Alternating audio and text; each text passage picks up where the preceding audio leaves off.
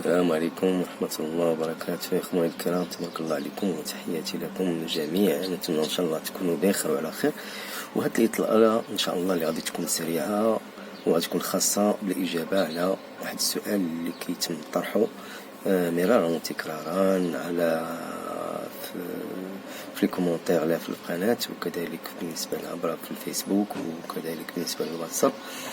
العديد من المساجات كيوصلوني وكيتسألوا الإخوان المربين والعاشقين لتربية الطيور أنه شنو هو كيفاش يمكن نحنا كمربين أو كمحبين للطيور وكهواة أننا نفرقوا ما بين الإناث ديال المالينوا والإناث ديال كناري الهارس، يعني الإناث ديال كناري المالينوا والإناث ديال كناري الهارس.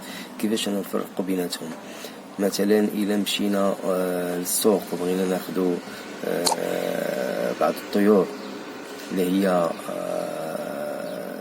ديال المالينوا أو ديال الهارس، كيفاش أننا نعرفوا هاد الأنثى هذه راه هي أنثى مالينوا والأخرى راه أنثى هارس؟ لأن المسألة هذه غادي نتكلموا عليها في هذه الحلقة هذه إن شاء الله. بالنسبة نهضروا في أول الشق هو بالنسبة للون. بالنسبة للون فأغلبية الإناث ديال الطيور كناري المالينوا فهي ذات لون أصفر، أو كتلقاها سواء عندها واحد لاطاش واحد البقعة فوق الرأس، أو بقعة أخرى أو بقعة فوق الظهر ما بين الجناحين، عبارة عن حرف في بالفرنسية. بعض الأحيان كيكونوا ريشات في الجناح، بعض الأحيان كيكونوا نقط تحت الفخذ الأيمن أو الأيسر، بعض الأحيان كيكونوا بجوج. إذن هادو كاملين بعض العلامات ديال البقع اللي كتكون في الطيور ديال كناري المالينوا. لأن المربين ديال الطائر المالينوا فكيحبدوا دائما اللون الأصفر عن الألوان الأخرى، عن الأبيض أو عن بعض الطيور الصفراء اللي هي كتكون واحد النسبة المئوية ديال لاميلانين كتكون شوية كثيرة فيها. دونك في لا سيليكسيون فكيحبدوا انه ياخذوا يعزلوا يعتمدوا على اللون الاصفر او المرشوش في بعض بنسبة مئوية قليلة ضئيلة في هذه العلامات اللي قلت لكم، في هذه الاماكن اللي قلت لكم. اما بالنسبة للالوان الاخرى كالأخضر أو كالأحمر أو كالبني أو كاللون المختلط اللي فيه البني والأصفر والأخضر، هادو فكنبعدوا منهم باش كنخرجوش على الأصل ديال المالينوا. إذن هاد العلامات هادو ممكن أنه تعتمدوا عليهم عند شرائكم الطيور أو الإناث ديال المالينوا. ولكن نصيحة أنكم بغيتوا تاخذوا إناث ديال المالينوا وتاخذوها من عند مربي اللي كيربي طيور المالينوا. أما إلا خديتوها في السوق فهاد العلامات اللي قلت لكم ديال اللي كتكون في الإناث ديال المالينوا فممكن أن تجدها كذلك في إناث كناري الهارس. لأن نهضروا على كناري الهارس فهو بالنسبة للإناث فاللون ديالهم فيهم الأصفر وفيهم اللون وفيهم الحالات اللي تكلمت عليها ديال لاميلانين، وفيهم كذلك ألوان أخرى الباناشي أو الأخضر أو ألوان أخرى مقبولة في كناري الهارس. لأن هذا بالنسبة للون.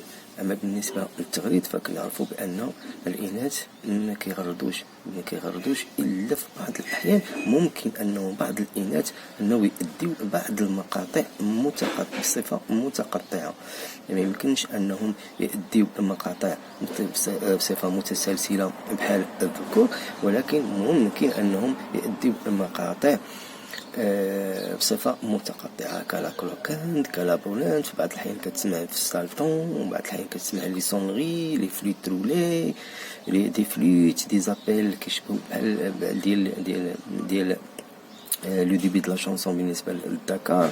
إذن هاد المسائل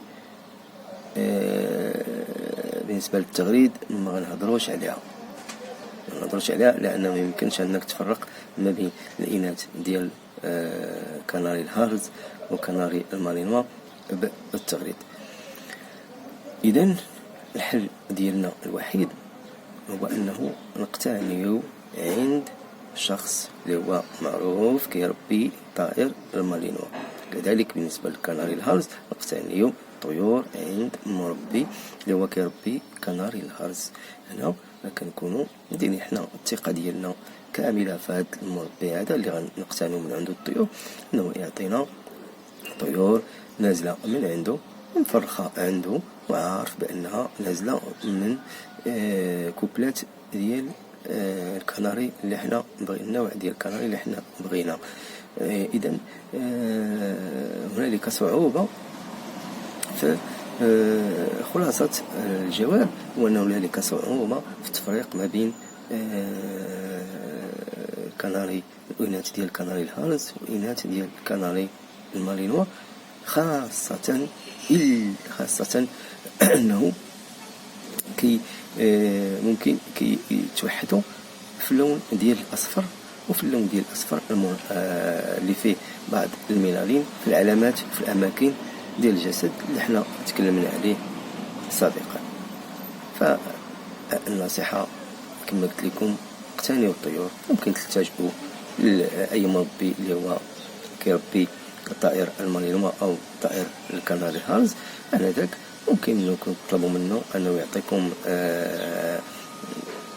إناث بالبيديغري ديالهم، وكتكونوا غاديين مهنيين وما كيكونش عندكم التشك في بناء السلالة ديالكم وفي الاستمرار في تربية الطائر اللي كتبغيه واللي كتحبوه.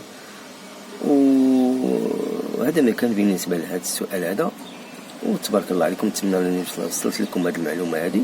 ان شاء الله غادي نجاوبوا على سؤال اخر باذن الله في الحلقة المقبلة. والسلام عليكم ورحمة الله وبركاته. تحياتي لكم جميعا.